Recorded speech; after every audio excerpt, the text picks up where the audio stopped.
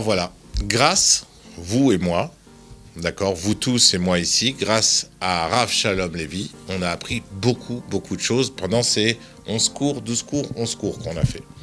Alors on a appris, d'abord Rav, merci d'être avec nous et merci de nous apporter votre lumière dans votre spécialité. Vous en avez d'autres sûrement, mais là on n'aborde que celle-là, le lin et la laine. Alors, on a vu, je pense qu'on a fait un peu le tour du sujet. On a parlé de tout ce qu'il y avait à la maison. Les tapis, les coussins, les fauteuils, tout ce qu'on est amené à être dessus. Si on est sur un tapis qui est chatnez, c'est interdit. D'accord ? C'est pas seulement si on le porte, pieds nus. Ensuite, on a vu les chaussures. Alors là, les chaussures, on a mis une claque à une marque qui cartonnait depuis qu'on a fait l'émission, elle a chuté. Au CAC 40, ils ont perdu, ils sont à la rue. On a annoncé que dans les Hugs, il y avait un risque de chatnez. Et tant qu'on n'a pas un modèle de chaque vérifié que la marque nous envoie, on ne peut pas donner l'approbation chatnez à ces chaussures Hugs qui sont magnifiques, que tout le monde porte aujourd'hui. Donc, dans le doute, tant qu'on n'a pas pu vérifier, je vous conseille de retirer vos Hugs parce que c'est un interdit de la Torah. Si on met ces Hugs avec des chaussettes, c'est pas valable non plus.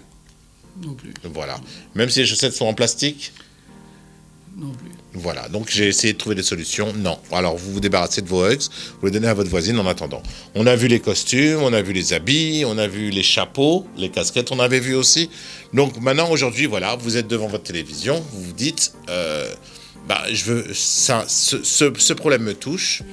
J'ai jamais fait attention. C'est vrai que vous m'avez expliqué, comme vous nous avez expliqué, que c'était un interdit qui était plus grave, très grave dans la Torah, plus grave que le cochon, même si on n'a pas d'interdit plus fort que l'autre. Mais je veux dire, on en parle plus dans la Torah qu'on parle par exemple de ne pas manger du cochon. Pourtant le cochon, vous le mangez pas.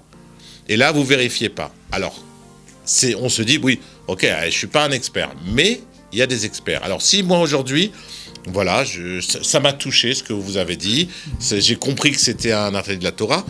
Qu'est-ce que je dois faire concrètement pour savoir si j'ai pas, comme vous dites, de bloqueur de prière, sachant que si vous allez à la synagogue Shabbat, vous faites une prière pour la Parnassa, pour la Refoua chez les mains, sachez que en portant un habit chatnez, interdit de la Torah, ça peut bloquer les prières. Tellement c'est puissant, cet interdit, il doit y avoir quelque chose de surnaturel dedans, la 5e dimension, on ne sait pas, mais quelque chose de kabbalistique qui fait que ça bloque nos prières. Alors, Rav, voilà, je suis à Tel Aviv, je suis à Marseille, je suis à Toulon. Je suis perdu à Toulon, oui, ça arrive, je suis à Toulon.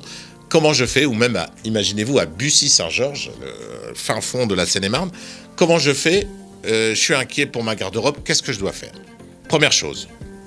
Alors évidemment, il faut prendre contact avec un vérificateur du chatnez. Diplômé. Il n'y a pas d'annuaire, on n'a pas l'annuaire des... Qu'est-ce qu'on fait ? On appelle notre Rav à nous, que vous connaissez, qui est fort sympathique, qui répond à tout le monde. Alors, son numéro, il apparaît en dessous. Vous avez un numéro israélien et un numéro français. C'est l'avantage des lignes Anatel. Vous avez les deux lignes. Je place une petite pub, vous me permettez, Rav. Je suis quand même... Alors, vous avez... On est associés. Voilà, on est associés. Si vous appelez de France, appelez ce numéro, le numéro français. Il vous dirigera vers la personne qui s'occupe dans votre région.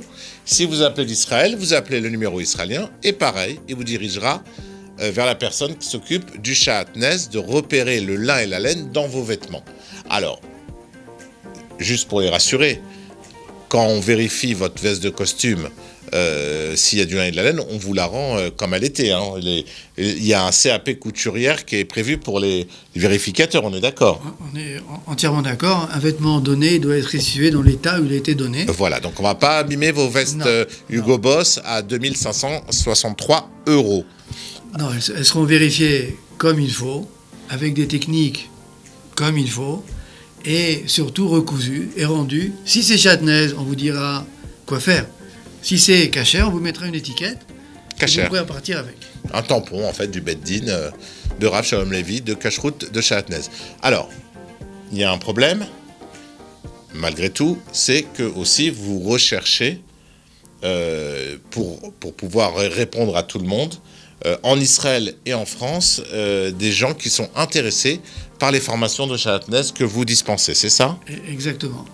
Il faut expliquer là, un petit peu le contexte de cette mitzvah.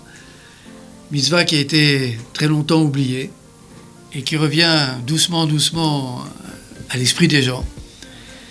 Et évidemment, le phénomène d'apprentissage, c'est un phénomène qui est nouveau aussi. Et donc, on a mis au point des techniques nouvelles pour apprendre. Ça, c'est une chose. Maintenant, qui peut être vérificateur?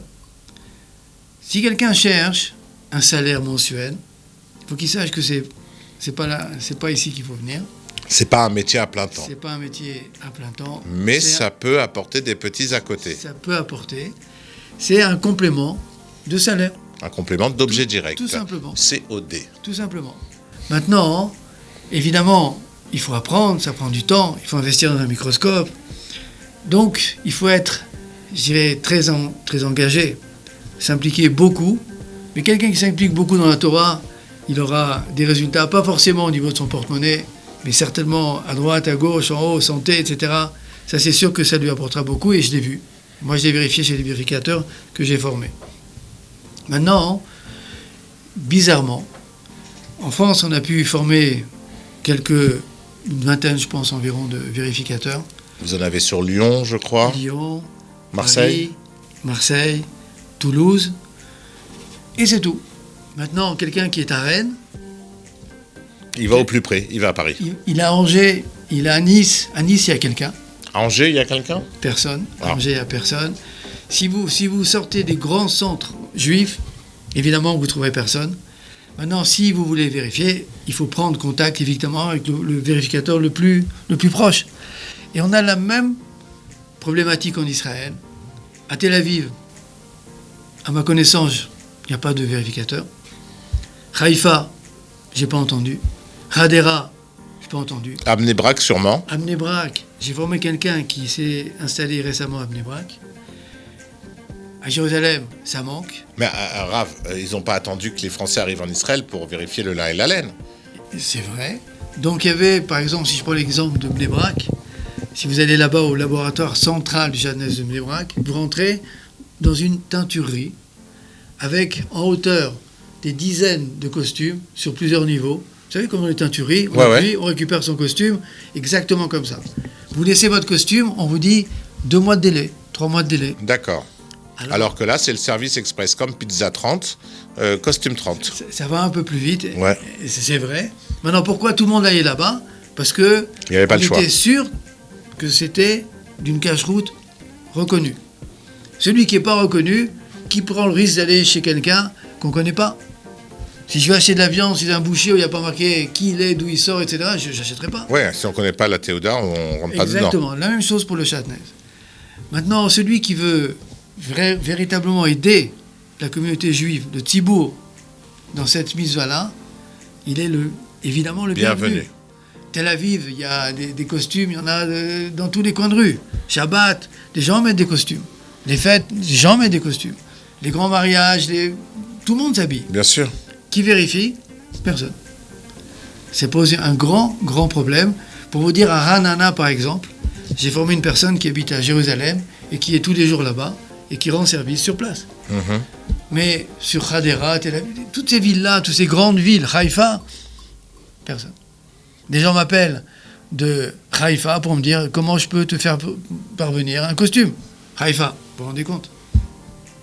Maintenant, si c'est comme ça, eh ben, il faut que les choses elles changent, mais doucement, il faut que des choses elles s'arrangent au niveau du Tzibour, parce que tout le problème du Tzibour, c'est de trouver qui peut vérifier mes affaires.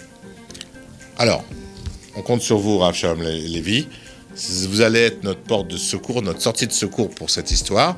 Donc, je répète, si vous êtes en Israël ou en France, que vous avez envie de faire vérifier vos vêtements, vos chaussures, ce que vous avez à la maison, numéro français de France, numéro israélien d'Israël. Maintenant, deuxième recherche, si vous êtes intéressé à aider Am Israël et à le protéger en lui enlevant le shahatnez de la maison, vous désirez faire cette formation, pareil, vous contactez Rav Shalom Lévi, numéro français pour les Français, numéro israélien pour les Israéliens, Et voilà, on espère que la prochaine émission où on se reverra, vous me direz c'est bon, de Eilat à Haïfa, il y a un vérificateur, et que Angers et Bussy-Saint-Georges, il y aura aussi un vérificateur. Qu'Hachem vous écoute. Amen. Et vous bénisse, et on remercie tous de ces bonnes brachot. Merci Rav, à bientôt. À bientôt. Vous souhaitez être formé à la vérification ou obtenir la liste des vérificateurs professionnels du Shatnez? Contactez le Rav Shalom Lévy en Israël au 05 48 46 13 59, en France au 01 77 38 00 62 ou par mail à l'adresse suivante shatnez.derer@gmail.com.